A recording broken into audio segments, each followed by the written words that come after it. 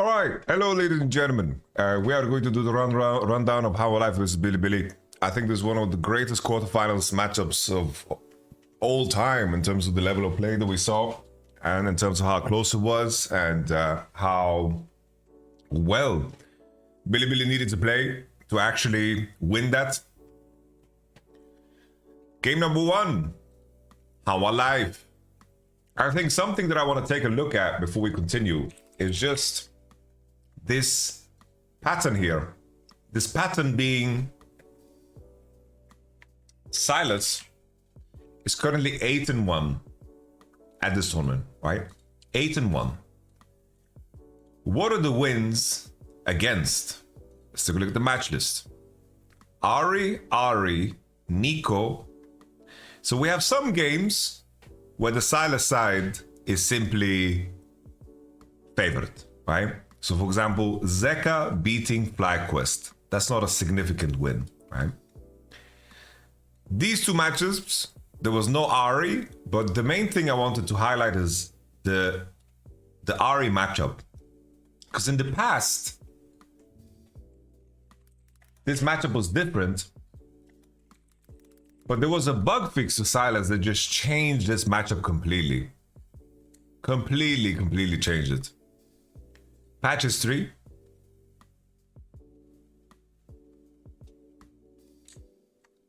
This one. Hijack 14.9. Bug fix. Now properly gains a charge of Essence Rush on takedown with using Ari's Spirit's Rush. I'm curious. If we pull up LoL Analytics, can we go so far back? Fuck me, we can't go so far back. I wanted to see how much the win ratio changed in the matchup.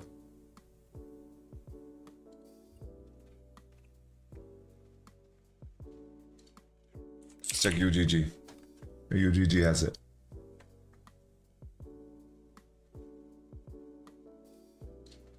Status. Ranked. Patch. More. Nah.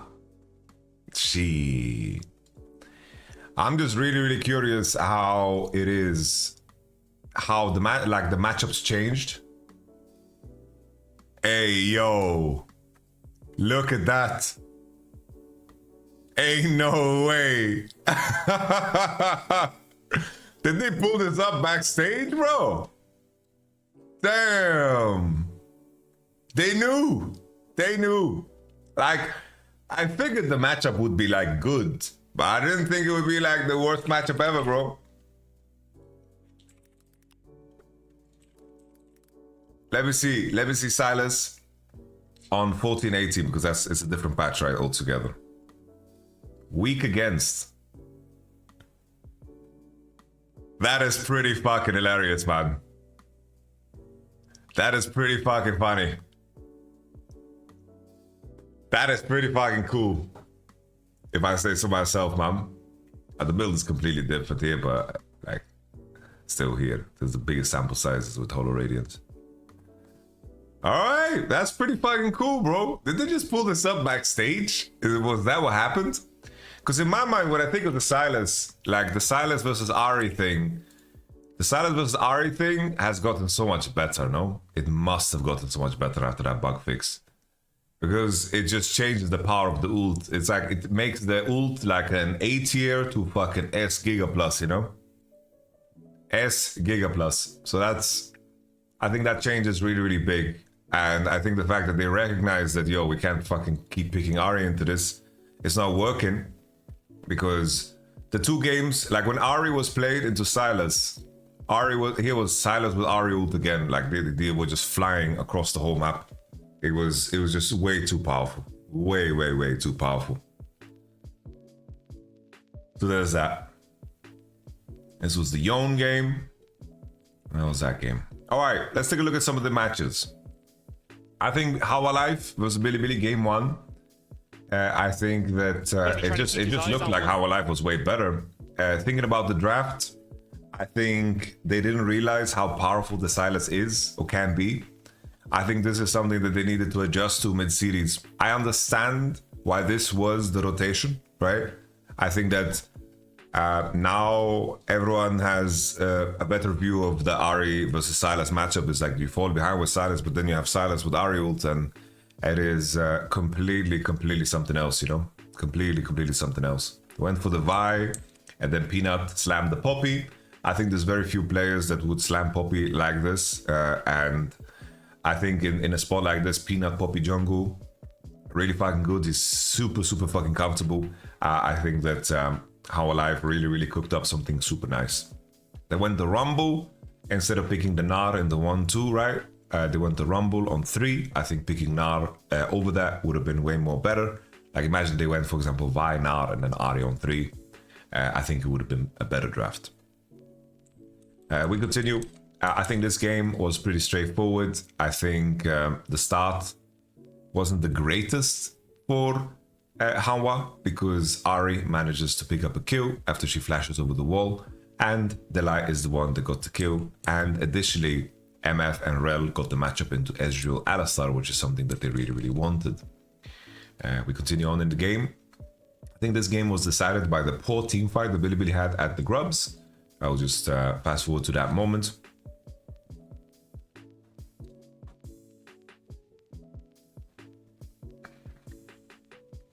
This is okay. Rumble commit all the way, so Hanwha Life didn't want to contest so hard. It is, especially when they saw Bin. Gnar can push for free. We continue. Someone in chat asked if they should have taken Ezreal. I think Ezreal on 4, I thought that was what's going to happen here. With Ashe, Kai'Sa, Ao, I thought Ezreal on 4 is a no-brainer. I don't know why they picked Rel.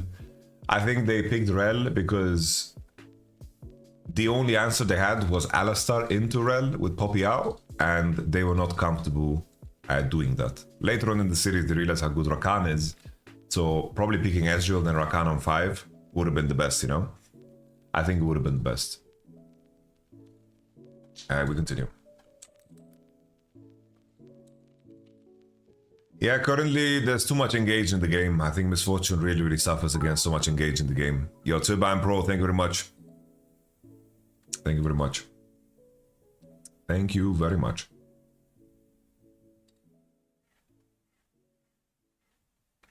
So this is the one. This was the game changer here for Hanwha Life. I think that Bilibili just giga misplayed this fight. Ranving, thank you very much for the Prime game, I appreciate that. Here, the fact that they turn so poorly and they send their combos in 2 separate directions. Because for me, I don't think this looks bad at all. Think about Viper's mana. I look at Elk's mana too, which is relevant, but I believe should have mana for ult right now, but I might be wrong. I think he shouldn't make it rain, obviously. This is not a strip club, Elk. Joking, of course. Here, the main thing is that Bilibili need to just synergize their ultimates, but Shun snaps on Viper, and Elk can't play with that. The flash of On gets destroyed because he has no Q, and Delay tries to basically tries to flash the combo of Delay, but his Q placement is really good. Here, Elk can't fight on Viper, as I already mentioned, and Knight, look how well Peanut plays the situation. He cuts through into Knight, blocks the W. I think maybe there's a world where Knight spam presses R and he gets through, and they maybe like Rumble ult on top of this. Maybe they can kill Viper. But the fact that this fight is happening on 2 fronts and Bin doesn't know how to play this makes this fight very awkward, because Viper gets out of the Vi, Peanut blocks the Ahri from any play, and Doran has no Mega, but On is already falling, Zeka kills him, and then Bilibili's position is just completely annihilated. Now the main issue is that champions like Ahri, champions like Rumble, they don't win side against the likes of Sylas and Gnar, especially because the enemy has magic damage on both solo laners, so Merc's buys and MR is going to be so powerful, which makes, of course, Hanwha Life super strong on side. I think Bilibili did a good job of securing like first tower here and then trading sides. Later on, when Rumble is on bot, then him ulting the wave. I think they did a good job of trying to, you know, they equalize the goal, definitely. Just leveraging the fact that they had grubs and then using Rumble ult to kill the tempo here on top side. Here On and Shun are collapsing on top side even though Drake is spawning because they want to pressure tier 2 because Drake won't decide the game, right? So here Bin goes bot now and he ults the wave and he clears it, so it means that Sylas can't hit it. And in the end, Bilibili managed to cross into the Drake area because Sylas and Poppy didn't get the tower. So this is very, very good macro sequence from Bilibili. I think if anything that stood out to me that was different with Bilibili is just that the lane swap understanding and the lane assignment understanding was very nice, very, very crisp and very clean in my opinion. So that's cool. Now we have this Drake fight coming up. Let's see how it gets played out. I think the main thing for me is that Knight was playing these fights very awkwardly. Like here, Knight is going on a mid wave when in reality he should be with his team. And then he gets cut off when he has no vision here and Delight just combos him. And then Vibe just snacks him on and Knight needs to ult out. And as long as How Alive survive the initial engage, all is good. They get Peanut, but at what cost, right? There's no Rumble ult, no Vi ult, and Doran is now undermining them. Bilibili tried to get out. But I really didn't like how Knight played that situation. Like, why didn't he cross with his team? Why did he look at that mid wave? It was just a mistake. We continue. How Alive secured the dragon. They're scaling well into the game. They have 2 core on everybody, with Sylas being a menace this game, and Red Side being so magic damage heavy, and Misfortune having to deal with so much CC and engage on the other side makes it hard for her to operate these fights with ease. We continue. Drake is coming up now. Here, once again, I'm just looking at the position that Knight decides to TP in. He's coming from a flank, but it's so risky because if he gets spotted by any vision, which most likely is there, he can't do shit. I don't like this position here from Knight because it's very awkward. I think if Delight just combos him fair and clear, I think that he could be in big trouble here because he charmed and Knight would have to flash. But where does he flash? Into Zeka or what? I think that this could have been disastrous. Like they could have probably lost the Nash here. Knight played these fights very, very awkwardly, in my opinion. Continue. Finally, we have the situation where How Alive now with Viper being so strong on the mid waves. You can push it forward, Zeka hovering with the Ahri ultimate as mentioned before. This is a beautiful moment from Peanut's Poppy when Knight is just in the vision range of this ward. And Peanut says, "What's up, motherfucker?" CC chain him, kill him. Bilibili. Now in big trouble. Trying to get it done. Doran just jumps over when it's completely unnecessary. I don't like this from Doran. Alistar already did the job and they made it very, very awkward. In fact, I think Doran could have just kept his spells and this was an opportunity for Bilibili to chase. I think if Doran kept his spells and Delight just did the job, I think it would have been better.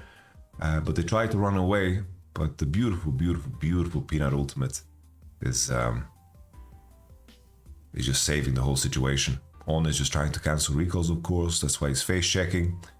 Double Peanut ultimate makes Elk and On's position really, really bad and awkward. Elk flashes over the wall. And Zeka gets to run away with the Nashor.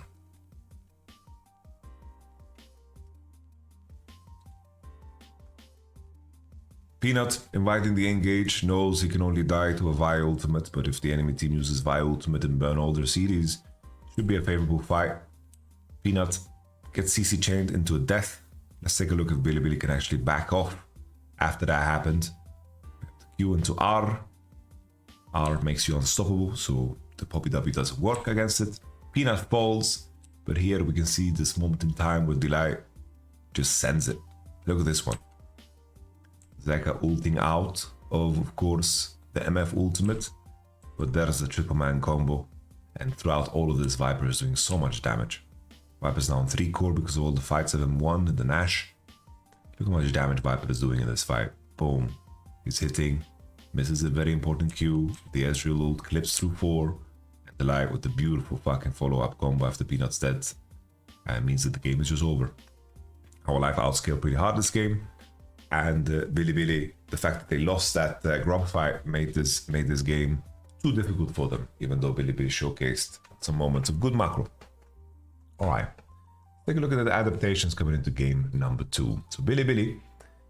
So another thing that I wanted to highlight is that I didn't like that Bilibili just kept the Aurora ban. I think that Our Life showed that they want to ban it on both sides. They don't play it. They didn't want to play it. The last series they lost was against 3 games of Aurora. I think that's something they could have explored. It is what it is. Maybe they have some scrim information. Maybe there's some info out of scrims where they know that the enemy practice Aurora. Could be the case. Who knows? Nevertheless, now the reverse.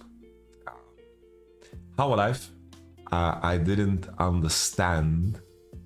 I thought that they're inviting the Yone, because Knight hasn't looked the greatest on Yone, to play something like Ahri, but their idea, plain and simple, is to trade Yone and Skarner. But I think if you're giving Yone, maybe banning Sejuani is better than banning Vi.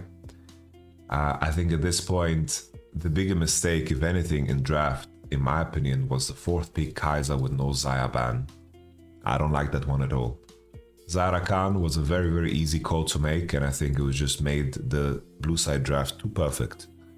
I think if they denied the Zaira Khan combo, I think it would have been different, but Kai'Sa is one of the few champions where Zaira Khan can lane super well into, in my opinion. If you take a look at some of these other drafts that we saw, either Kai'Sa gets banned in 4-5, or Xayah gets banned to set up for Kai'Sa. Here in this case, Ash Brom is picked, so it's a little bit different. I'm trying to find the examples because I'm pretty certain we had some examples. These are just cases where Kai'Sa gets banned 4-5, so it's not good examples. So let me find them.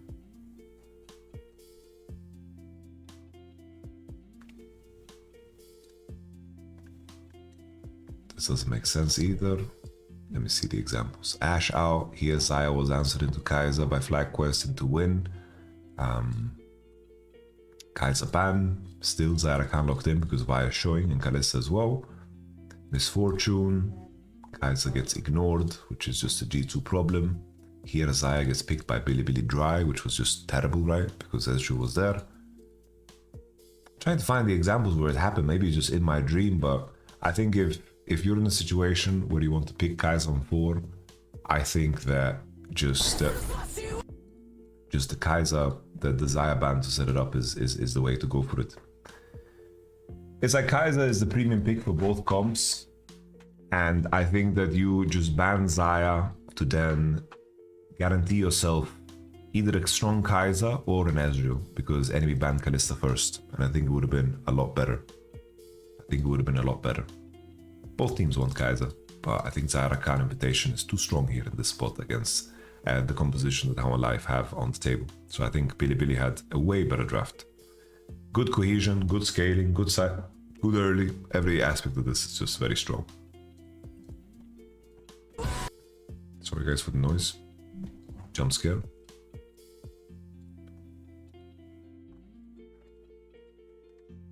Ah, my boy Mowgli lost, man. Okay.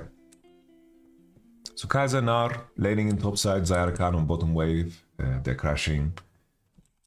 How did they crash the waves? It looks like they're just stacking 3. They're stacking 3, okay. And Bin gets a TP top because Sejuani actually stole away the blue, so he knows exactly Skarner's pathing, and Alistar crossed into bottom side, so Rumble is just TPing top and chilling. I think this is a very good read. Bilibili very good in the lane swaps, honestly. Did a great job in the lane swaps. Here, Alistar crossed on the bottom side to level 2 to set up the Nar TP, but here they're deciding we want to dive Bin. Which, you know, fair play, but I think Peanut just uses his E quite poorly, because Bin knows if he doesn't get E'd into wall by Peanut, he will never die. That's all. This trio to dive is not the greatest. I don't know if Doran could have done something to have more rage, to actually have CC to provide in this one. Didn't happen. So Ben just knows flashing Skarner E is enough, and then he catches the majority of this wave. The enemy needs to back off. And Doran missed a lot of CS on bot while looking for this dive, and Ben is now ahead.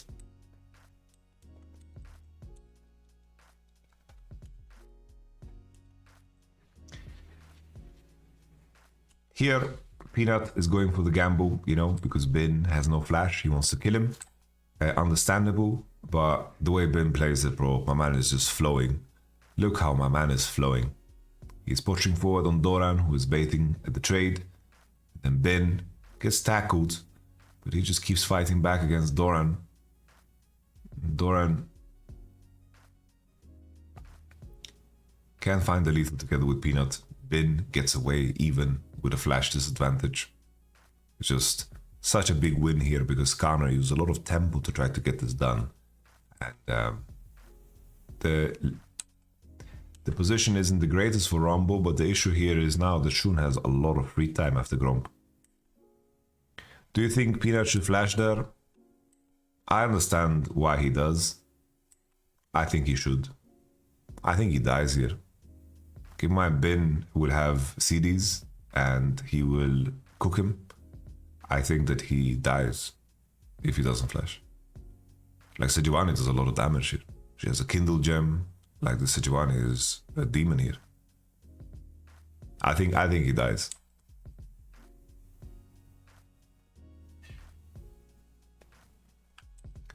So yeah, Shun has all the free time in the world, and Doran has a wave bouncing into him. Even if he doesn't die, Bin gets a shove wave if she's low. The thing is, I think Peanut will have to flash no matter what. So might as well flash and be healthy, because I think it's very close that he just dies off of Rumble slow. Here, Doran, knowing his position, he's getting slow push towards him. He's getting... like Doran is in such a good spot, he just doesn't need to risk anything, you know? He doesn't need to risk anything at all. And he jumps to get the trade and misses the W. If he's that W, maybe he can find lethal with auto into Q auto, but the fact that Bin just dodges it with his shoe purchase on first base just breaks the whole game completely. Like literally it breaks the whole game. Doran went for broke and he's now broke. Now Bin and Shun are just pushing the wave in, and Bin is reaching level 6, and the rough part about this one is that Nar has no option. He has no option. Nar literally has no option. He has to walk on this wave, because if he's getting trapped by these two, like let's say he doesn't get trapped and Nar is just sitting on the tier 2, what does he do? He has no option. He has to come. He has to come. This is very, very reminiscent. This is exactly the same sequence that went down, you guys remember, with Whipple against Doran and Peanut? The flash on, and they kill, and now Doran's game is over. Completely over. 2k gold lead, 1k gold lead in Rumble's pocket. His game is over. It's looking very, very rough. Crucial detail for Bilibili's future in this tournament is that this is the first game where On looked like On, in my opinion. I think that he did a splendid job and he actually showed up, which is so crucial. Like, I think if I point to the biggest underperformers of Bilibili at this tournament, I think that Knight has been on and off. He's been amazing and sometimes bad, but On has been consistently mediocre, even bordering to consistently bad. But today on the Rakan, he found himself again, and I think that's massive because, you know, especially in this matchup, On versus Delay, you have, for most, coming into the tournament, the two best supports at the tournament, right? For me, that was On. Delay proved at this tournament more, in my opinion. Ria's looking good, Lehend is looking fantastic too. But the fact that On stepped up is a really, really big deal. We're going to see this fight here. That is a bit of a game decider.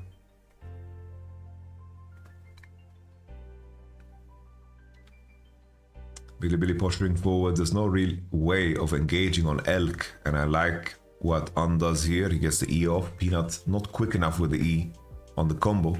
And now How Alive have no spells. No Alistair combo, no Peanut E. And look at On how fast he snaps on Viper. Because Viper has no cleanse.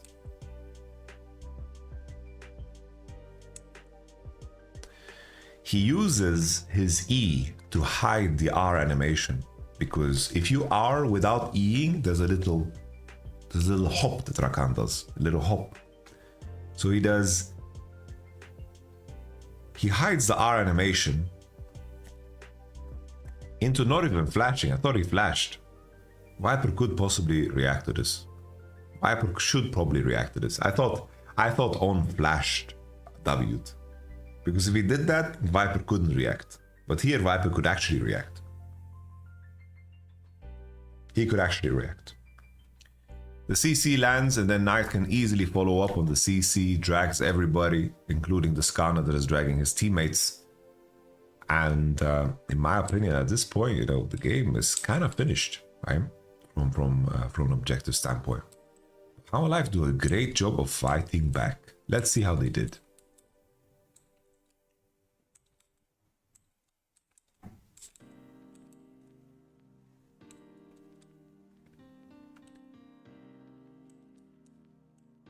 We had the 1v2 from Mr. Bin. I think it's like, for moments like these, I don't really flame Doran for, you know, it is what it is. Bin almost survived, forcing Zeka flash is huge. And then his teammates are coming to collapse. And then as a punish, they're trying to look for a window to kill Elk on mid, which is cool and all because they are in a very losing position. It's very important to take the chances that you get, even though, like, if it's a 30% play, maybe 30% is all you're gonna get in this game. Viper's deep dives and the game is accelerated.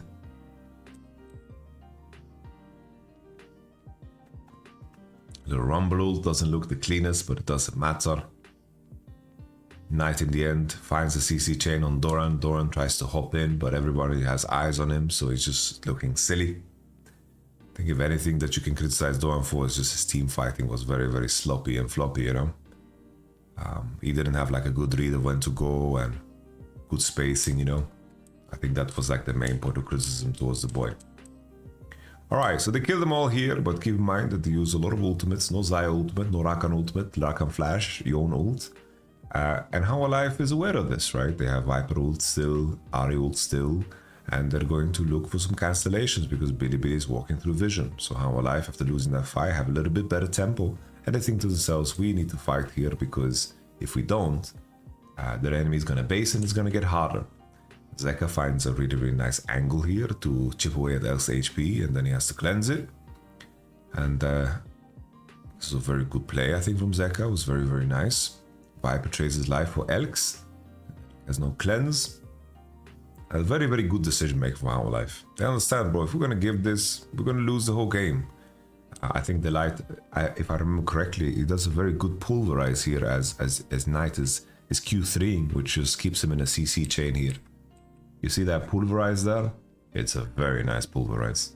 Like the Light is fucking zoned in, man. Very nice pulverize, followed by charm, followed by CC. Doran clips him, kills, 950 gold. Very, very nice. Well played by How Alive to fight back and to find this window to play the game. Here, not sure. I don't like that Knight is.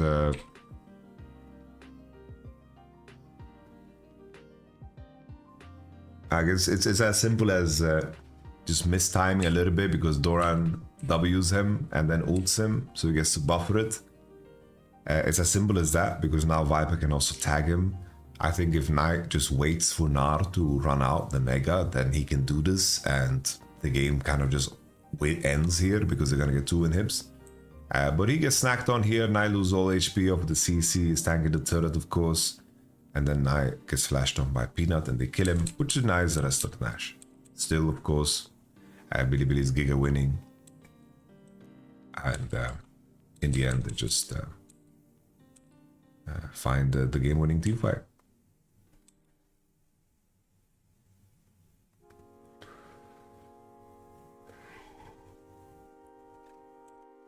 Really nice move here from On. Once again, getting onto Zeka. Zeka going through vision. Zeka snapping and On just counter snapping with the flash R. You know, this is what I thought he would do. Charms 4 people, win the game.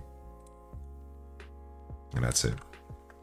How my life team fight are awful, or is it just me? Nah, just you. You're being silly. How my life had some fantastic team fights today. Like even these 2 games that we just reviewed so far, they had some crazy ass team fights.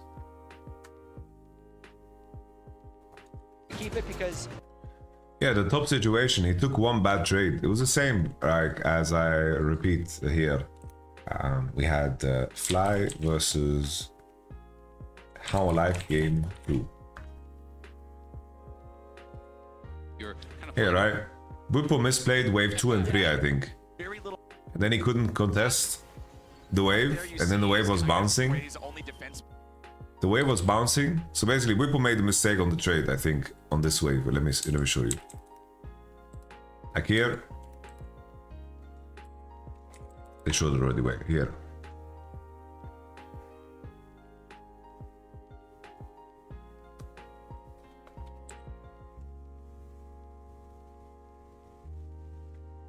Are they not showing it?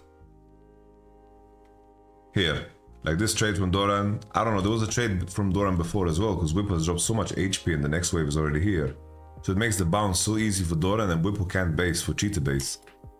He also has only 12 CS, 12 out of 19. I think that's rough, man. That's really rough. And then here, off of this trade, right? Off of this trade, Zarak goes into top side. Doran has a monster stacking wave. Doran stuns. They CC chain him. He dies. And then the follow-up again is Renekton stacking a wave. They don't kill Doran. Renekton stacking a wave. And then he gets dove again. Off of that 1 trade, bro.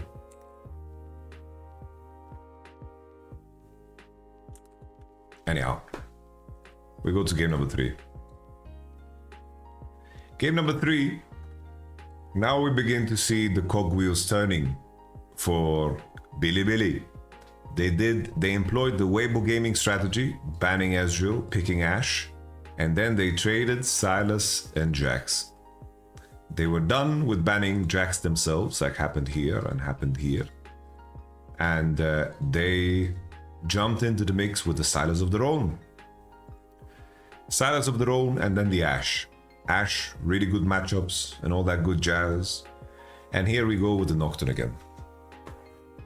Oh.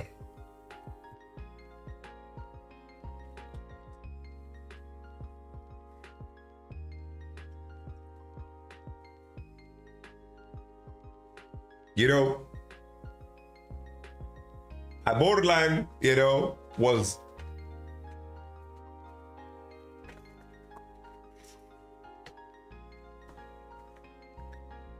a borderline was slightly convinced, you know, because they got the kill on the Ashe and the Rakan, and I thought that Nocturne would help them on side, but it just didn't. It's like the whole world has gotten brainwashed by Gen G, when in reality, it's like Gen G just got Aurora 3 games straight, bro. Aurora.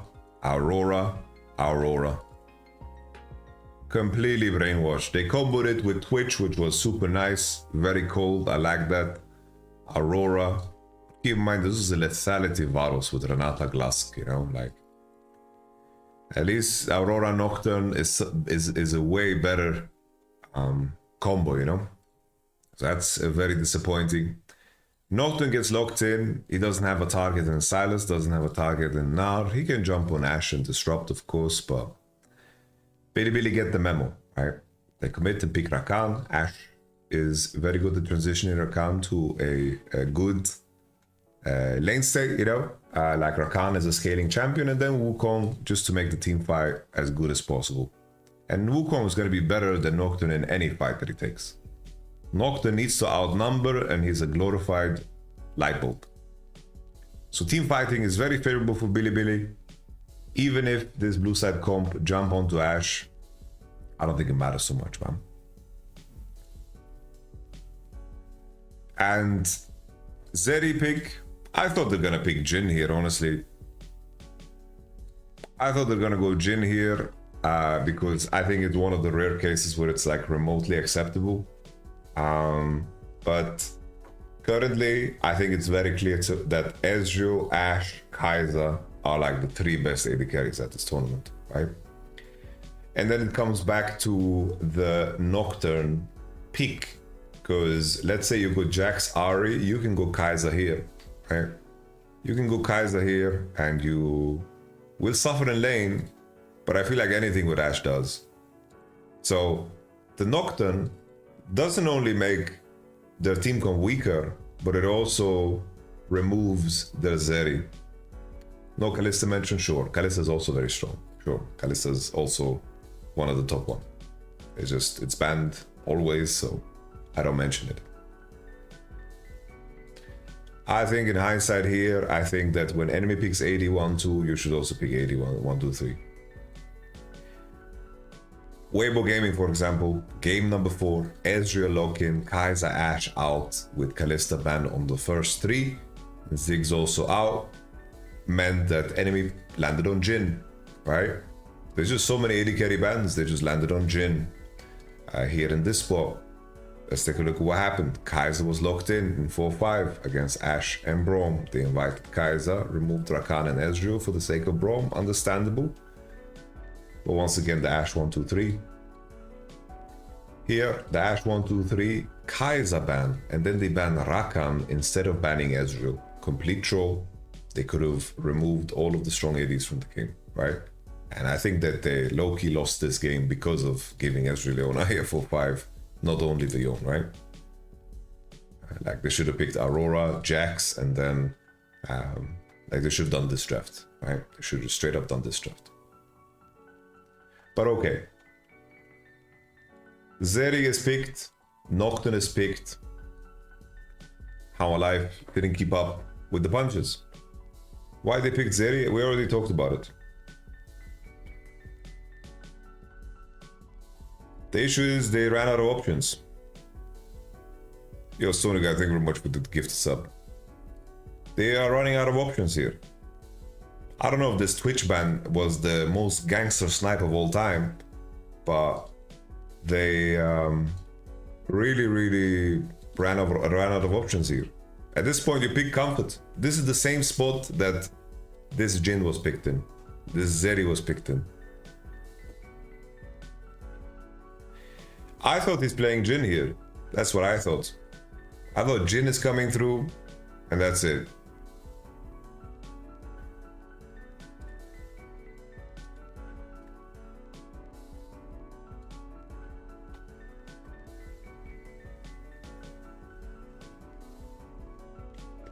But I think it just comes back to the AD prior, you know? If the enemy team is banning one of the top ADs and Kalista is out, your AD is going to be weaker in 4-5. So if the enemy bans Ezreal, picks Ashe here, you should be Jax, Ahri, Kai'Sa. And then you should go 4-5 with your jungle. Right? And that's it. You should go 4-5 with your jungle. And you can play Poppy or whatever the fuck, right? You'll find something. I thought also they could change this Nocturne for a Poppy pick because you know Bilibili as a team, they really like to play engage champs. They're going to have an engage support and a melee jungler, right? So that's that. So let's take a look at the game.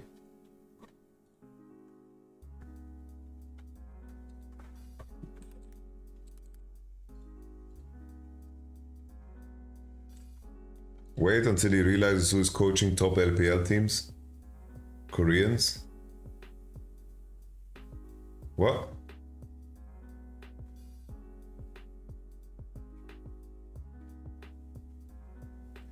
Bit weird to drop ADC until 4-5, no? I think it's a bit weird to have that as your first message written the whole day to me. Thank you.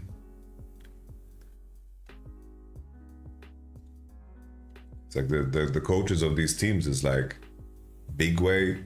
It's like sure Danny is in Weibo Gaming, but what? Like Danny was what? When Danny was in Korea, he was hated.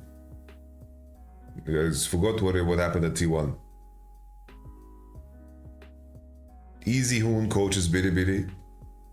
Yeah, he's an assistant coach, bro. let's not disrespect people like Maokai and Big Way and these people that have like insane legacy.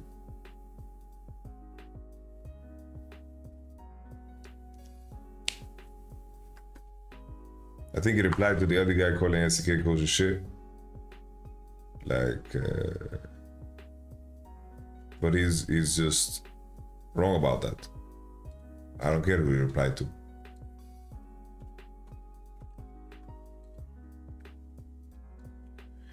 All right.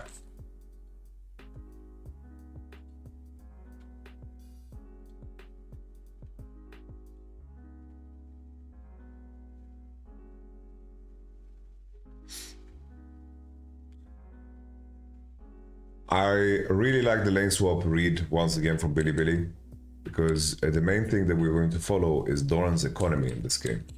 Suddenly Genji's 1.5k, I mean, How Life is just 1.5k go behind and top.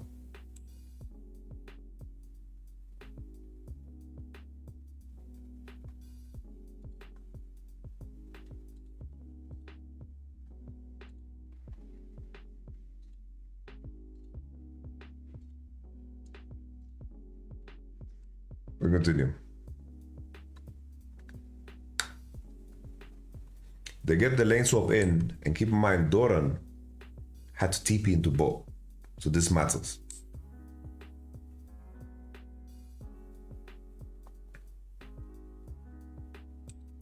So Bin has TP advantage. Doran gets the base in the end, but Bin gets to build the wave and crash that.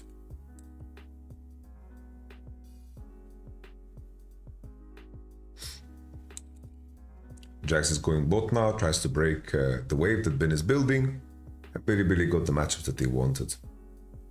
Now Peanut is walking into the situation here, which is kind of weird. I think On takes a pretty bad angle, but I think the life finding this pocket to go in is also very, very good, right? Like taking a look back here, he's crossing through here, he's walking, and I think Billy is not expecting him to come from this angle, right? I think that On can easily just tether to Ashe and look to play E, but he's trying to bait spells. He W's onto the light, and the light buffers the Q, which is super nice. And On finally E's onto Elk. I think if they just keep hitting the light here because he's in diaper form, no W cooldown, I think that it is. I think it's just a kill here on the light. Because he's in diaper form, I think they should have just nuked him, but they split the damage. Shun flash to protect his boy.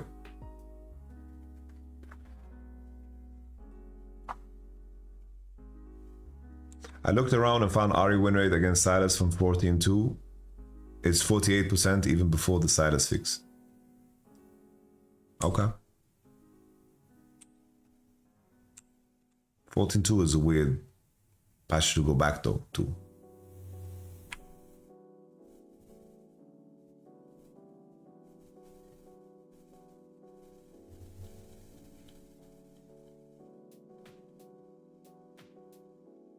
Okay.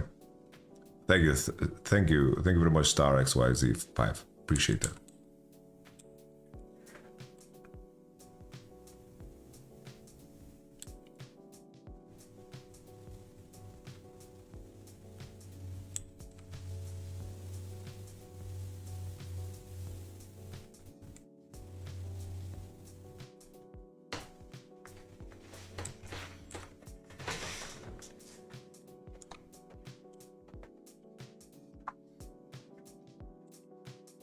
I think they can get away with the Zeri lane against Ashe and Rakan, because at some point your Nocturne will come online, the Nocturne and the Ahri, and at that point Billy's bot lane can't pressure anymore.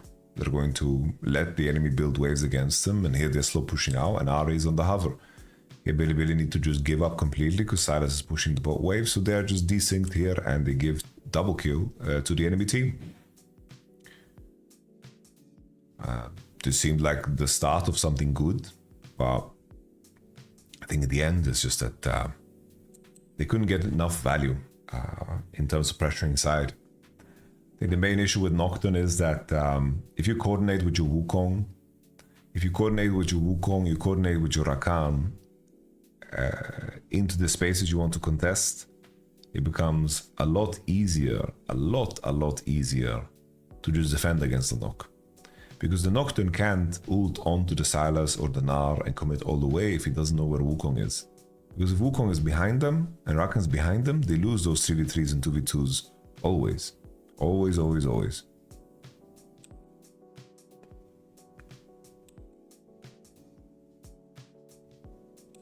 Good to see you, Kviko. I hope you're doing well, mate.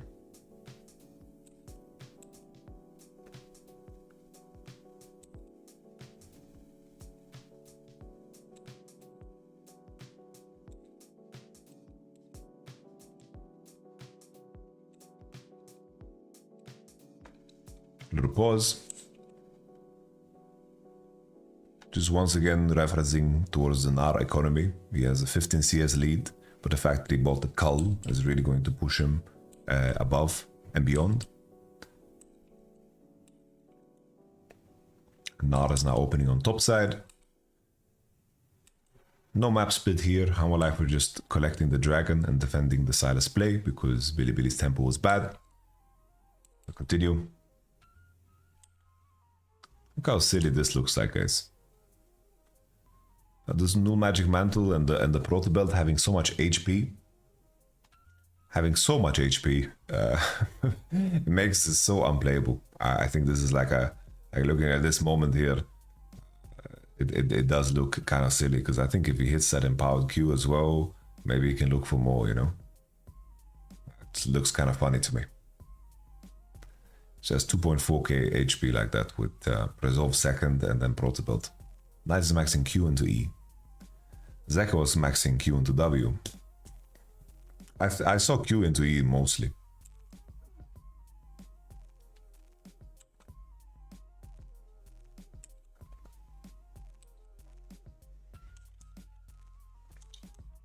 Here in the end is Sylas is pushing all the way into bottom side. He has TP still. Jax is trying to steal the wave. He pushes. And now they are undermining Jax, who's trying to re-enter the tower. But a key detail here is that just once again, Jax is losing so much farm here, you know? So Gnar got his Cull popped. He also had a situation where, you know, he won the map split. Level 1 was better for him because he kept TP, had the CS advantage. Jax got pushed off the wave. And these details matter, you know? Up until now, I can't blame Doran for his disadvantage. Because a lot of people are going to look at this and it's like, oh, mega lul. Doran is so far behind. I don't think he necessarily did anything egregious so far in terms of like the matchup or anything like this. This was just him getting pushed off, him losing TP level 1. I think it's important to distinct, you know, blame, because people view him as shit, or if it's anything else, you know. I did think that Doran played quite poorly in team fights. I think that's valid criticism, but otherwise, you know, I think that's where it needs to come from, valid criticism. So Bin, in the end, doesn't get first tower because the enemy has Rift Herald, so they managed to claw it down. Bin does take that in the end still, so he gets a lot of gold, 1.5k lead, 1.7k. Bin looks if he needs to TP's in finally, and I think this is just a highlight of the power of the champions of Bilibili. I think the difference that of what Shun and Knight do in comparison to Nocturne Ahri in the 2v2s or in the 3v3s, I think it's just complete night and day. So they have the Ahri ultimate, I mean the Ashe ultimate that lands directly in the Light's face. He has no Merc, so he gets one tap, which is super, super big. Here in the end, Zeka has no spells, but really nice reaction here from Zeka as fucking on Superman's in. And I think if there was ever any confirmation that you needed that Ahri ultimate is completely broken on Sylas, especially after the bug fix, I think this is the one, right? Viper tries to commit with his boys. He misses a lot of autos on tonight that leaves him, keeps him alive. He missed 2 crucial ones there, I think. And then Viper was very deep and Bin TP'd on him. Flash and cleanse doesn't save him. And at this point, I think the game state is also extremely winning for Bilibili. Bilibili have so much stronger sides, Nocturne is so damn weak, and the only thing that the blue side's composition really can do is all in on Ashe. And that obviously isn't enough because you run out of steam and you're going to lose against everybody else in the team. Here Elk is just there to bait the engage. Very surprised here that Hanwha Life chose to fight this. They don't have 2 core on Zeri yet, no sums as well, and they did choose to enter into this area. They have no information. They are all funneling through the same spot on Mountain Soul map, which is very awkward.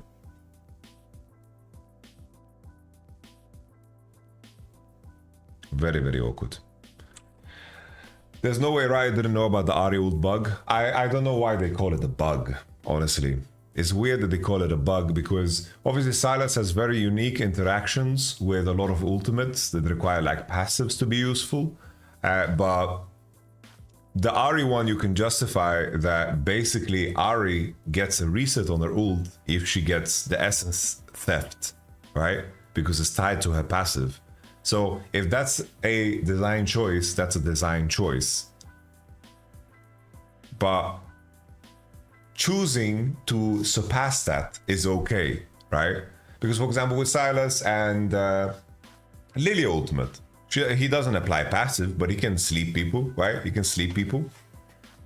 There's a lot of other ults that work like that. My point being, I don't think it's a bug fix. It's just a buff, straight up. It's just a buff. So in the end here, I think even though Doran dies here one shot, I just think this is a bad fight selection from all of Hanwha Life. It's like, how do they create space? How did they walk forward? They can't. They're all funneling.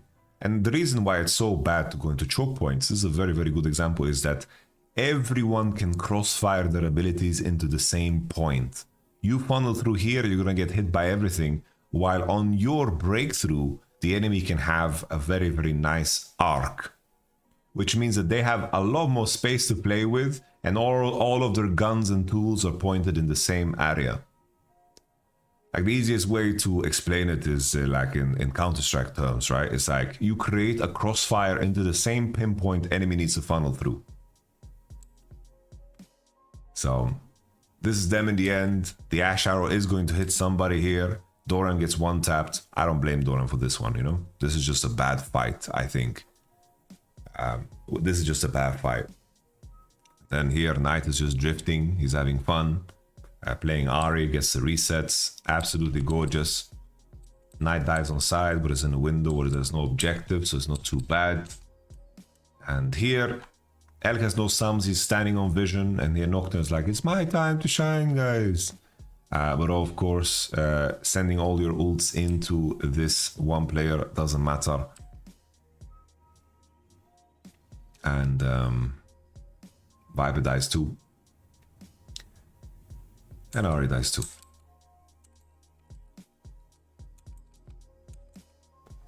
Is there anything else that is interesting in this game? I guess there was a situation where they tried to jump on Bin, but he got out. Nice arrow, Elk with the Ashe, fucking splendid.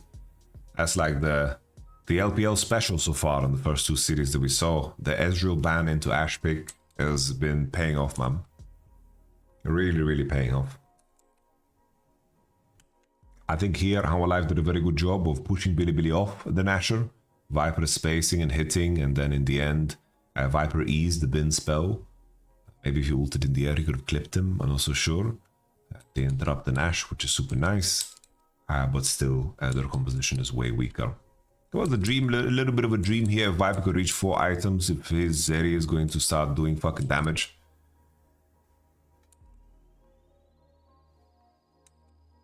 We continue. Here was a hilarious fucking coincidence. Look at this.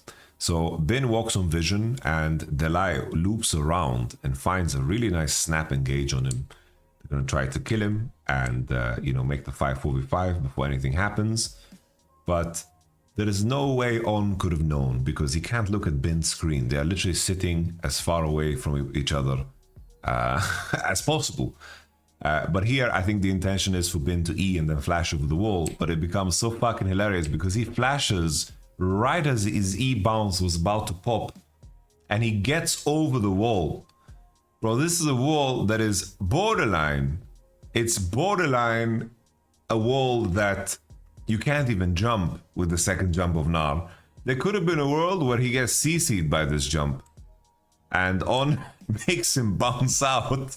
And On gets the CC and then W is out because he has nobody in E range. It's so fucking funny to me. I've never seen anything like this. He flashes over the wall and then Nar pops out after charming. Bin just kicked him in the head, just bounced off his head. He had the light as well. He mounts up trying to kill Knight, but his team doesn't want to turn with him on Knight. The Q doesn't land, he E's it, and now the fight is just simply over. Doran is trying to stop the enemy from entering, but I think the truth is that they are just too weak. And now Knight is completely fucking drifting with his fucking Ari ultimate. Look at that. Look at him go, guys. Look at that, man. Another Ari ultimate, reset again. That is not okay, man. That is not okay. I think this is just... This is just insanity to me. That's just insanity to me.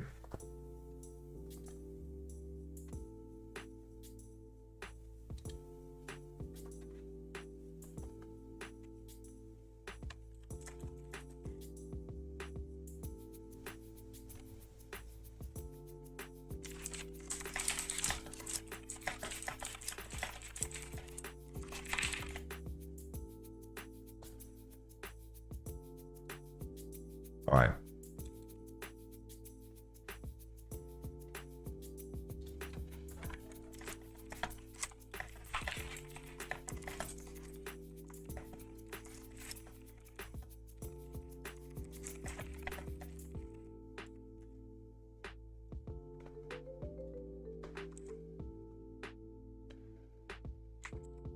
Okay, we continue.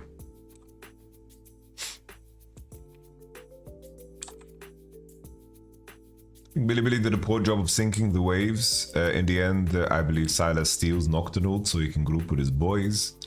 But they kind of give in and give up a little bit too soon, in my opinion. But they didn't progress too much with the Nasher. They killed Elk, but it ends up not mattering because he is not alive for the soul. But Zeri gets the farm here and she reaches LDR. Interesting. Ari doesn't have death cap yet. And here we go. Peanut is just fighting Knight. I don't know what the fuck he's doing. He just loses the fight before it even starts. Peanut gets collapsed on, and it's kind of silly how Silas can play the game, man. It's really ridiculous. It's really ridiculous what Silas can get away with. Like, look what Silas, how he played this, bro. He just completely like ran it into them, you know. I think Silas against Ari is just shouldn't be accepted ever again in this tournament. Really, really shouldn't. I thought it was fine, thought it's playable, but I think Ari ult is just insanely broken. Doran is late again. Not really, like his Nocturne just started the fight in a horrible way. Horrible way. Okay, final game of the series. Let's open up YouTube again, I close it. Final game of the series. We have our life is really game 4. Let's pull that up.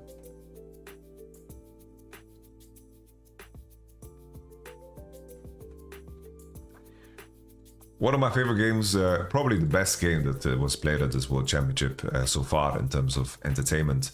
Let's take a look at the draft. The biggest change up in my opinion is just getting away from the Ari and then setting up your 1, 2, 3 for success. They got the memo in terms of AD carry pick, right?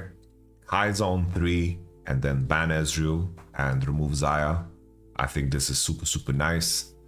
Kalista, Ashe. Pick Kai'Sa on 3. Kai'Sa, Ashe, Kalista, Ezreal are on a whole different tier. So now we have the situation where Billy are inviting the Sylas Jax again. And they were holding this Galio in the back pocket this entire time. I love that, man. Here, when I theorized about the matchup, right? Galio against Silas, it didn't sound great for Silas.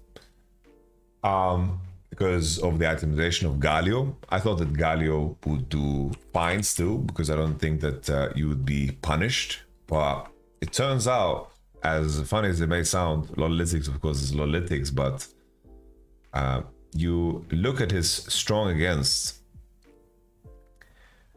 14-18 as like Galio win ratio is fucking splendid into Silas. With the tank build. Some good fucking prep work, man. Some good fucking prep work. It's a very, very interesting evolution where at the beginning of the day, we're like, whoa, Silas is so fucking broken. And then there you go, you get slammed with a very, very nice counter pick. And he went for Hollow Radiance into Riftmaker, the build that we saw on a Galio top. And it was phenomenal. It was phenomenal. Really, really good. The key thing here for me is they found what On is comfortable on, and they picked AD 1, 2, 3. Because once again, we're dropping AD. And what could Viper do this game? Viper in 2 back-to-back games, he got the Gala treatment from yesterday. What was the Gala treatment from yesterday? Gala treatment from yesterday was he landed on Jhin twice. Right? Jhin and Jhin in games where they weren't strong picks. It was funny to me, somebody wrote in chat, like, Viper is so washed. It's like, how the fuck should he play this game if the enemy plays well, you know? It's like, his job is the same of the Ashes from the previous game. But Billy's read here, picking AD 1, 2, 3. I think this is something we're going to see more and more in the tournament. Draft has been so insanely important. And the point about meta reads being off, you know? I was saying it, if you followed all of my breakdowns, I was saying it for the longest time, like a one-string banjo. I was like, Weibo, disgusting draft read. Jinx AD carry, Lucian mid. What the fuck are they doing? Here it was okay, right? Kalista, Renata, Skarner, but... And then we had the Weibo series here. It's like, oh, Renekton, Lucian, Nidalee, Misfortune, ugh. At least they got saved by the fact that they could play back-to-back Skarner games, right? Billy the same thing. Their meta read was looking really fucking off, right? Really, really fucking off. But now, when both Weibo and Billy have figured out a little bit more what they want to play, all of a sudden, these teams look very, very different. And I think currently, you know, the biggest lessons of everything so far is Jax prio should be insanely high. We have also the Aurora Yone trades that play out in very specific ways. If you have Jax versus Yone, you're very happy. And you see some of the strengths of the teams in the LPO is that they have capability to adapt mid-series. Because both Billy and Weibo Gaming, they cracked the code in the game decider, right? They cracked the Jax Aurora Ezreal code. They cracked the Kindred, the Galio into the Silas first pick code. When in the games that they lost, you had, you know, for example, in this one, the Silas first pick followed by Ahri via Rumble. In this game, when they lost, they went Aurora Ashe, giving Sejuani Jax. They cracked the code. That is fucking nice, man. That is fucking nice. Obviously, player form matters. Player form is a thing too. I think that On still needs to show a little bit more because I did rate him as the best super coming into the tournament. I want to see a little bit more from Knight, even though he had the Silas game and the 4th game on Galio was fucking mind-boggling. Like, you have... It's like, game 1 and 2 was underwhelming from Knight in my opinion, even though his young game was like fine. I just think that that game was very easy to play. But his Silas game, his Galio game, fucking brilliant. How you doing, I'll dominate. Why bother watching LPL when we know LCK is better anyway? Yeah. Fucking hell. Fucking hell, man. I don't know how you can pride yourself on knowing League without watching LPL, bro. I don't know how you can pride yourself on knowing League without watching LPL. I really don't get it, bro. It's like... Bro, me and Dom, we watch every major region, you know, to a T, bro. Overworking ourselves. But LPL is very, very important.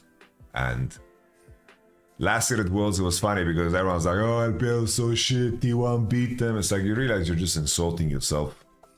It's like, there was 4 LPL teams and there was 3 LPL teams against 1. You're just insulting T1's run by saying LPL is shit. You know? You're just insulting the run. And there's 2 back-to-back worlds in this format where 4 LPL teams made it through, you know? Just insulting yourself, you know? If you're a fan of T1. Because I know for a fact that the Korean teams respect fucking LPL teams and Chinese teams. Alright. Game number 4. Game number 4. What happened in game number 4, guys? Shun and his hunt for the mark. I think in the conclusion of the level 1 situation and the lane swap, I think that you're very happy. Elk and On managed to get away from the lane. Bin managed to get a lot of CS. Even if he died, he could TP back and catch the majority of it. We just take a look at how they played it, because this was fucking on a knife's edge. I think the outcome here is very good for Bilibili, even though they get the kill. Kaiser gets solo XP, Nar TP's late because he's solo HP. On goes to cancel him with his big nutsack swinging like a pendulum. Very nice. Look, he gets the cancel on Nar here because he knows he needs the base. You know, this is fucking base as fuck. He flash basic attacks him. He gets the cancel, so Doran can't TP top, and Kaiser pushes one more, getting level 4. And Bin gets a lot of XP. XP wise, red side is so far ahead. Don't only pay attention to the gold, alright? Don't pay attention to the gold. Don't pay attention to the gold.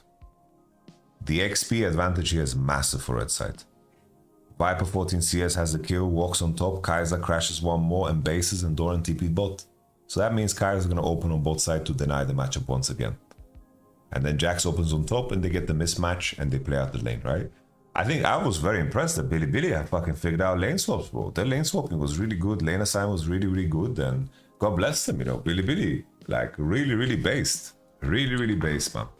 I think that's huge. Shun got unlucky with the first crab spawn, right? Peanut got that one. But I do think that Shun ended the next spawns of crab because Knight had full prio mid and just didn't go for it. Here in this case, he was crossing into top side because he wanted to play grubs, but maybe there's an argument to be had that he should make sure that he gets that bot crab. Nevertheless, they fetch into here. They want to play with Galio. Peanut has no flash because of the bottom dive. The Light has no flash either. They find him and Knight flashes over the wall. Luckily, Zeka has stolen the grand entrance, but keep in mind he used ult and also Zeka got his base cancelled here. So the outcome is not bad at all for Bilibili. Here, Shun tries to cross into bottom side, but Peanut just hex flashes over, tackles the crab, and just tries to finish it as soon as possible. If this is Shun in LPL, in a regular best of 3 against LGD, he flashes and tries to get that crab. But it's quarterfinals of Worlds. He's taking it easy. He's walking away. He's walking away. We continue.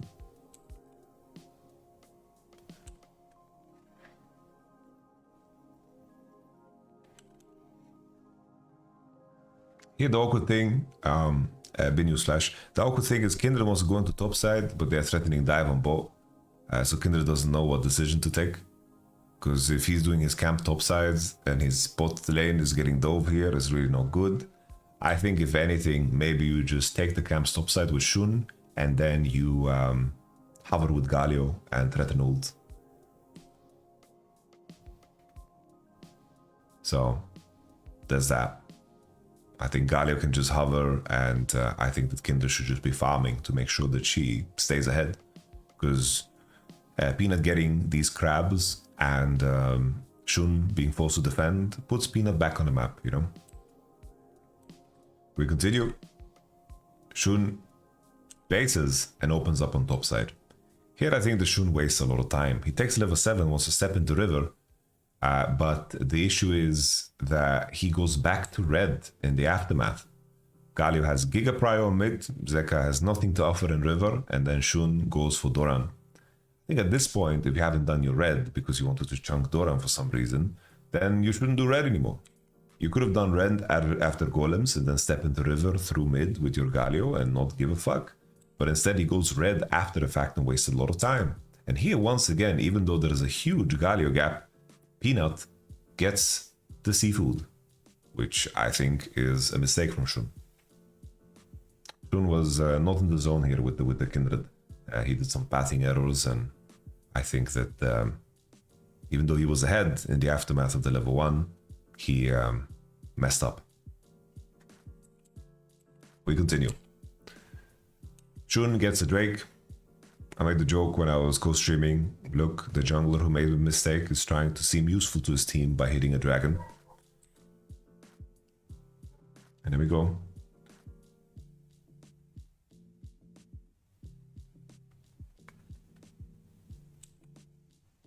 Kaiser managing to be at static Shiv against BT is a massive win. I don't think that this gold lead is significant at all. Like considering you have Kaiser, Rakan, these champions scale way better than Rel and Misfortune, in my opinion. I really think that some of these items that Zeka is buying, you know, on Sylas, everybody's buying on Sylas. After the HP changes, they look kind of ridiculous. Like Zeka's just walking around with 2k HP, has same HP as Galio, who's bought a tank item. It looks silly to me. We continue.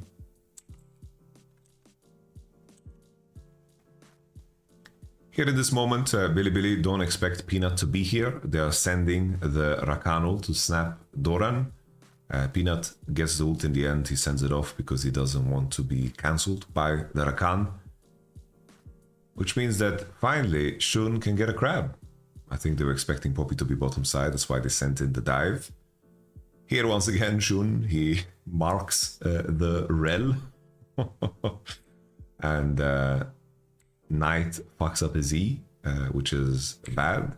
But in the end, Viper pushes forward and he gives himself up so Delay can walk away. Shun marked the rel instead of Misfortune. Once again, no mark, but he finally gets a crab. First mark of Kindred. Woo! Woo! Yeah! Yeah! Lovely for him. They did get the first tower, Viper, so he's 750 gold ahead. But the issue is, Misfortune is incredibly hard to play this game, guys. Incredibly hard to play this game. I think that when you're playing against Rakan, Jax, Galio, if you don't have flash, you're gonna be in trouble, mate. Like, you need your Poppy to be your best bodyguard in terms of how he uses ult and uses his W. He can never walk away from you. It's a very, very hard game to be impactful with Misfortune. You're kind of at the mercy of everybody else in this game because burning your flash in the fight is very easy. So Peanut really needs to cover you.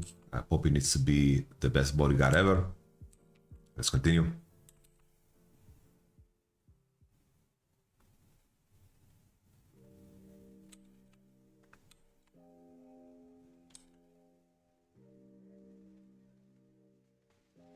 Here Shun has one mark, but spawned on top crab.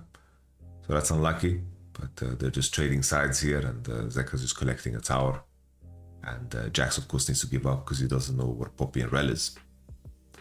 They use the Herald and then walk away. Just use Herald for tempo so they can all base. And Jax pushes out top and buys Trinity Force. I like it. Still, this is a good educational moment because even though there's a 2k gold lead, if this drives you to the point where you get IE and Cosmic Drive finish on Sylas, if that's not the point in time where any objective is up, forcing a fight or forcing value out of it is hard. If your 2k gold lead doesn't coincide with recipe purchases in the game, then that lead is not as significant as other leads. For example, if Kaiser and Galio, they're 2k gold behind, but by the time this next Drake spawns, they're still reaching 2 core, and the only advantage an MF has is maybe boots. The lead is not as significant. But if that gold lead pushes you to 2 core, I think that lead is giga significant. Recipes are very strong in, of course, League of Legends. I call them recipes because in Dota and in Warcraft 3, the mod, you had like recipes that you finished, right? And basically to finish the item, you needed to buy the recipe, which is basically the combined cost in League of Legends. They just removed that additional step, right? Because in Dota, it's relevant to have that recipe as an item because you have courier, right? And I think also the Warcraft 3 engine only allowed you to buy complete items like that, you know? If the combined cost had a cost, you needed to buy an additional item that didn't do anything for you to combine the item. Okay, so Warcraft 3 lore. We continue.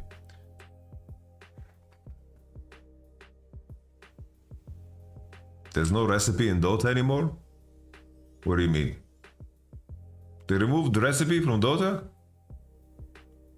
You can just buy complete items at anywhere in the map then?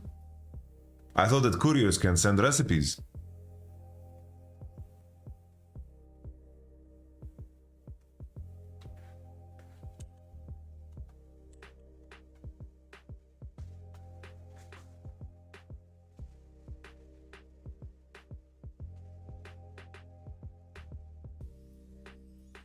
I don't know. People are talking about replacing Doran, but who did it? Like everyone says, replace this guy with who? With who? Keen? Zeus? The thing is, China, like think about the 4 top laners coming out of China. China just has better top laners right now. China is lacking mid laners, bro. China has no mid laners, but China has top laners.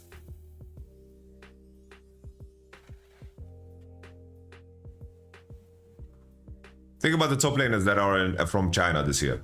Breathe, Bin, 369, and then of course, Breathe. Bin, Breathe, Bin, I don't know which one, I forgot. Zika, yeah, Zika's fucking good too, bro. All right.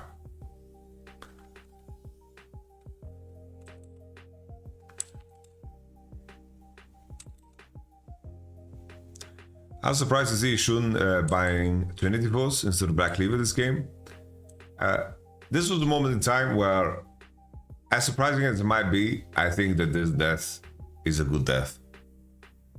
Shun crosses here and On gets out with the E, and then the like Q flashes. The fact that this kill leads to nothing is a problem. I thought that Zeka and company would just fucking start Nash on spawn and leverage the fact that Kindred is dead. But this is like Nash at 20 minutes does a shit ton of fucking damage. You get fucking one shot, mate. You really get one shot. You really get one shot, so there's no Nasher. But the cost here is that the life flashed. Zeka flashed, you know, they commit very hard to get the skill, and now they are missing these tools coming into the Drake. Shun used nothing. So let's take a look at this Drake fight. 2 core on Kaiser. Like, compare these two inventories. Misfortune's lead is not significant at all. She has 1.1k gold ahead, but that's a executioner. If both are on 2 core, so it matters a lot less. This 1k lead is not significant at all. Not significant at all.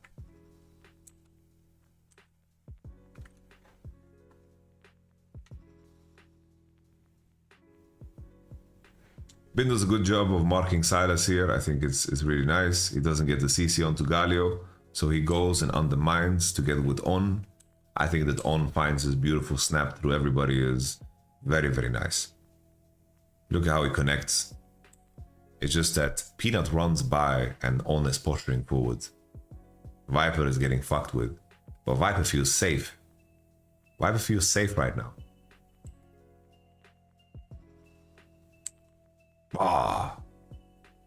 Look at this, bro. He summoned Illuminati, bro, with that triangle he just did. Look at that. Look at On's play.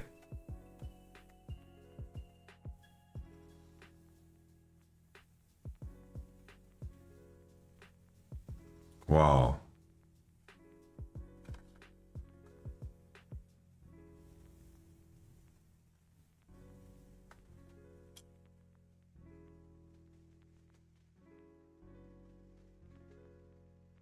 Damn. You can binge X like on. Let me see this on combo again.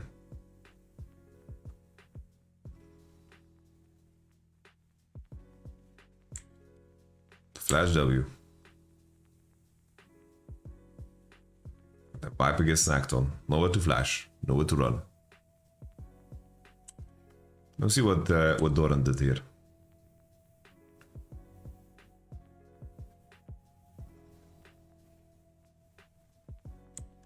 These two Gali ults, bro, landing at the same time. It was fucking cool, dude. But that just got out. Let me see Doran again.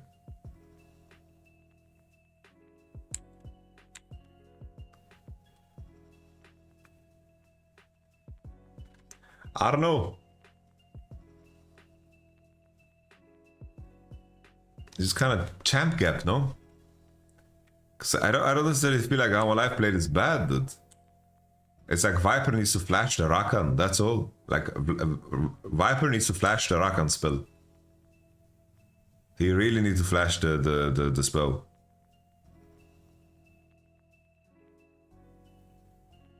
Like I know that Don's combo is giga fast.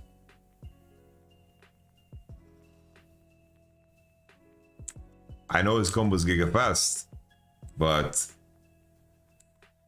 yeah, like Viper getting the flash off could have been the difference maker, because then Bin doesn't connect and then there's no mark for Elk to jump and it changes the whole fight.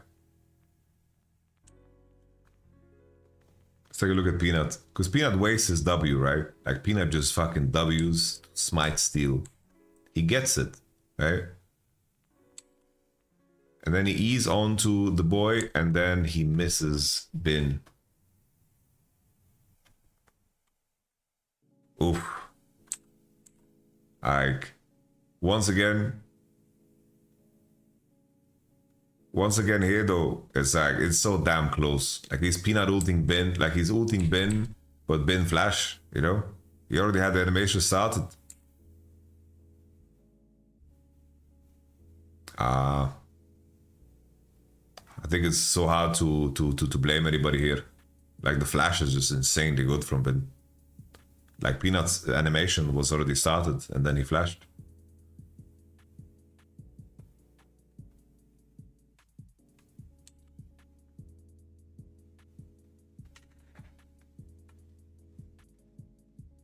He should ult on Viper, but then it wouldn't hit. Like people are looking. I think it's important to understand how it is to play the game. Like they are playing the game actively, right? And what you're suggesting, it doesn't have any bearing in the game. Like he should ult on the guy. Well, then maybe Bin will flash it different, you know? Maybe he'll play different. Like for Peanut to predict flash Q. Like he will even miss the frame, you know? He will even miss the frame, so it doesn't make sense to ask Peanut to do that.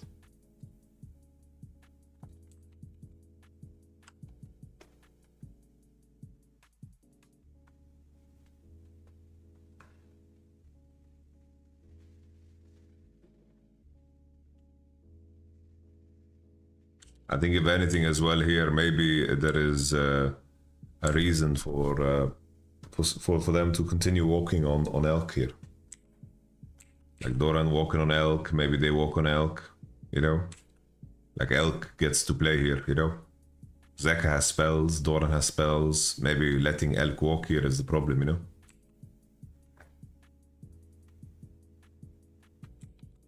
We continue. How alive with this cheeky Nash start? They're dropping the Weibo because Galio's on bot and Zeka TP'd in.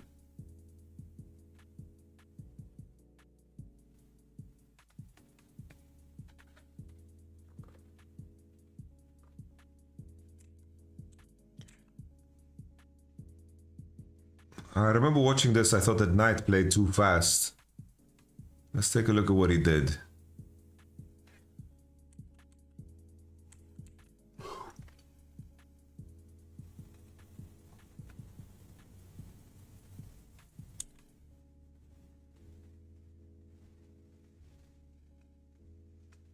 Yeah, I don't know if this E is necessary for Knight. I think he has a higher impact by just holding spells. I think that's it. Doran's Mega's running out, so he just ults Rakan, but I wonder if he can just ult Rakan into the wall rather than backwards, you know? Like, if he ults down, maybe they can just one-tap him.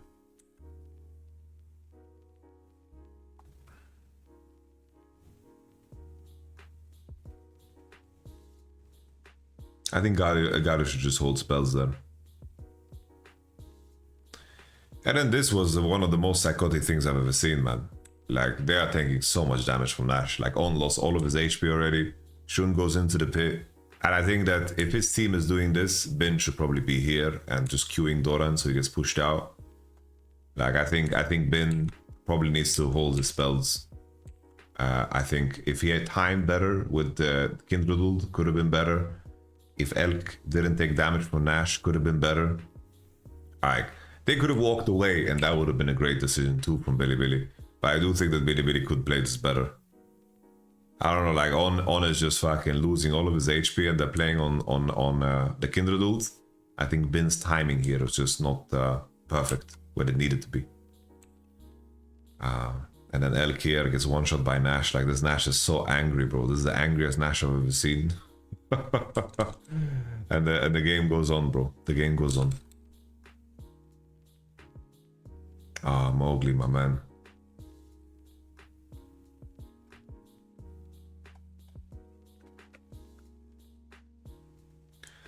Cheeky little pocket, bro. I love Bin's work here, man. Bin tethers here super well. They have no fucking clue where he's at, man. Look at that, man. He just tethers so beautifully to stay outside of the pocket. Shun gets a smite. Doran walks in. Like, Doran here walks in because his Mega's running out. Like, it's understandable. He's trying to be useful because his Mega's running out. It's hard for me to blame Doran for shit like this, right? He's just pushing forward for his boys so they have space. But I think that compositionally, it's just not easy to play at all, especially when Viper has no flash. So Bin enters in, he goes in, he flash because Poppy W is on, he flashes, gets a CC, somehow Viper stays fucking alive, bro. Absolutely crazy. I think an issue here is that How Alive is kiting into try instead of kiting with Viper. I think if they kite with Viper, it looks like they can actually fight back here. But everybody, like this position here, I think the Jax being allowed to jump like this is kind of mental. They really need to kite downwards and they need to play with the fact that Jax is doing this. Like, Jax just goes on to Viper, Viper gets marked, Elk gets him, and these guys are fighting the wrong guy. Shun is a bait. He's a straight up bait. He's a 2-mark Kindred, bro. He's a bait. Fighting him when he can buy so much time is not the way. I think it was crazy that Viper survived in the first place. And in the end, Shun was just a bait. He was just a bait, bro.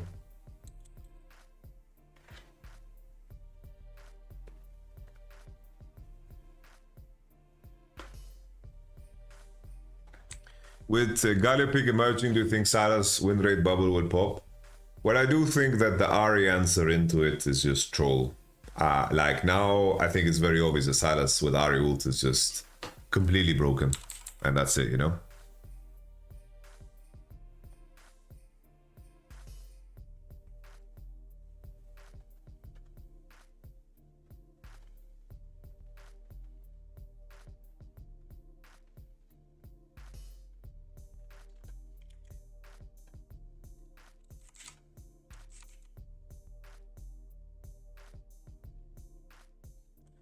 This was absurd. Because when watching this, we came out of replay and then I think Peanut was just going crazy. Look at Peanut. The unseen Peanut is the deadliest, mate. Look at that.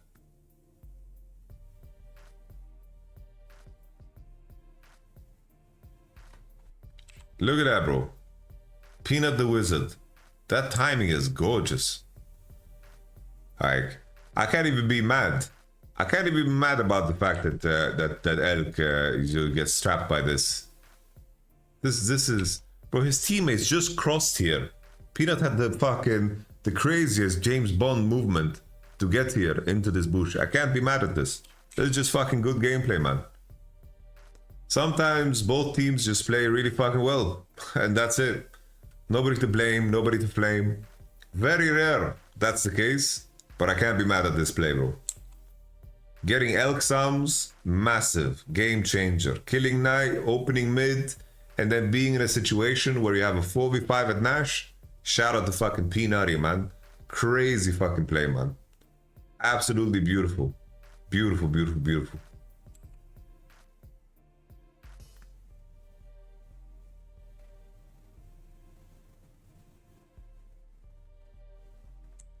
Here, my chat was flaming Bin for this, but they don't have vision on Nash, and they're trying to interrupt it. If Bin doesn't do this, How Alive get the Nash and they walk away. Sometimes you gotta enter to keep the fight going, you know? And Bin here uses Hourglass, Zeka marks them, Doran is over the wall with Mega. And the fight goes on. Shun has 4 marks finally. God bless his soul. He has 4 marks. Does the damage onto Doran. I think Doran is trying to create space here, but it's not necessary. I think he should just held spells once again. And Shun deals a lot of damage to him. No more Nash play.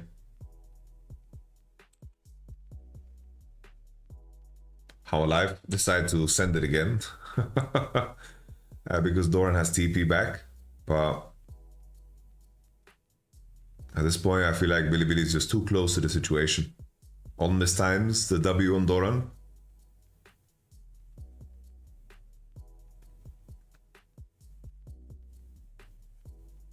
I don't know, so it just looks so fucking hard for them to turn, you know? It looks so difficult for them to turn. I think how Zeka is positioned, I would want Zeka here, I would want Delight here, Peanut here, and then Viper in this pocket, and then Doran can freeball it. I think that like Delight just needs to fucking snap, engage. They need to just take any fight they can. Elk has no summoners. Like, I would want Delight to push it forward and be fucking confident here, you know? They need to fucking turn and send it. I don't know why all of these homies are running. Why are they running? They're just running. Delight just dies dry to Nash, man. What fucking killed him, bro? He gets ulted by Shun. And Nash hits him. Nash hits him. Galio Q into death. Oh my days. Oh my days. I didn't even see this shit when I watched live. Wow. Wow. Baron Baron killed everybody in this game. Damn. Wow, bro, look how much value the Galio is getting, guys. Look at the Galio value. Bomb. Bomb. Big fat W. Bomb. Bomb. Hourglass.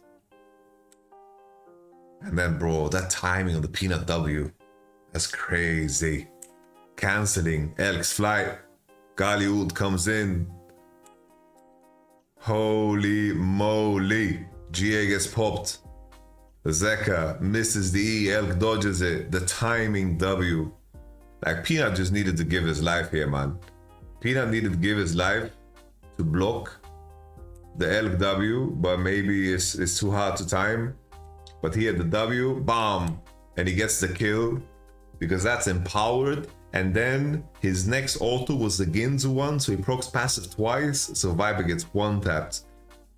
I think Peanut needed to just fucking kill himself for the sake of Viper there, man. Just tank that W, you know? Wow.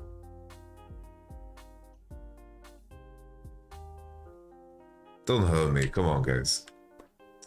In game, yeah, whatever. Guys.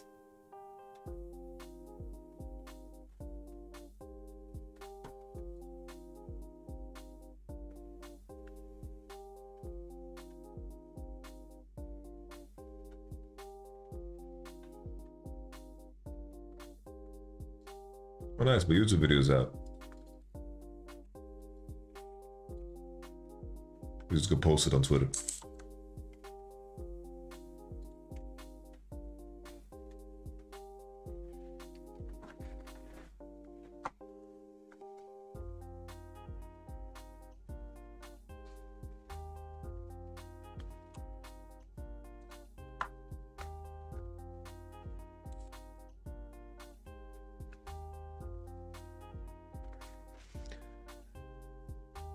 Okay. Yeah, after this, once again, Viper has no flash. Viper has no flash. On tries to send it, doesn't connect because Viper has high move speed, he pieces out. But they delivered the Galio. And look how much value Knight gets again. He flashed, taunts, and everybody just collapses on him. Boom. Beautiful. Boy. Absolutely gorgeous. And it's Jover.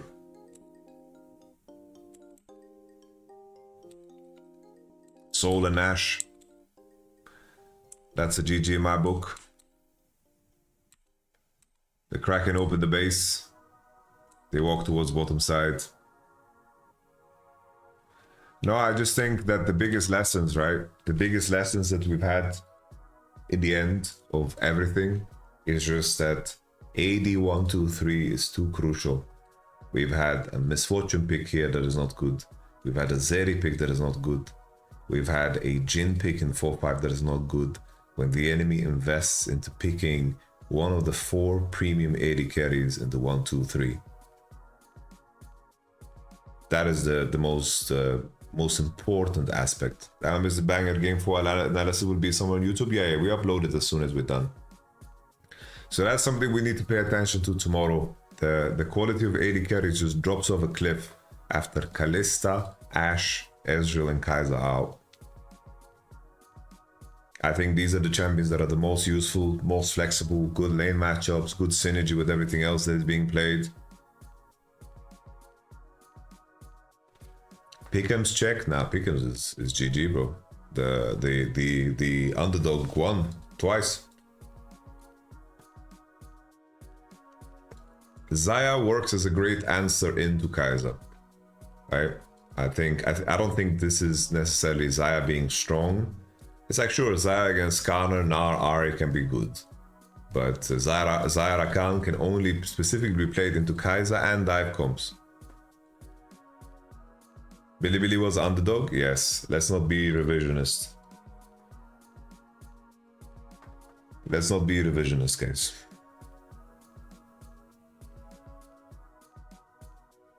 Billy was the underdog coming into this. Did he ban Xayah on game 4? I don't know. Xayah here is... it's banned.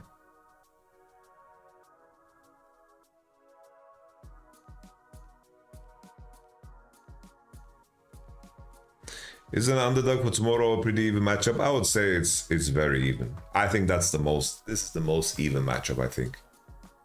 Honestly. I think that's very even. This was riddled with question marks because of Billy's meta read and On's performance at this tournament. That was the biggest question mark here, in my opinion. And On played really well today on Rakan. I think this is like the closest matchup we have on paper in my mind. All right, that's it.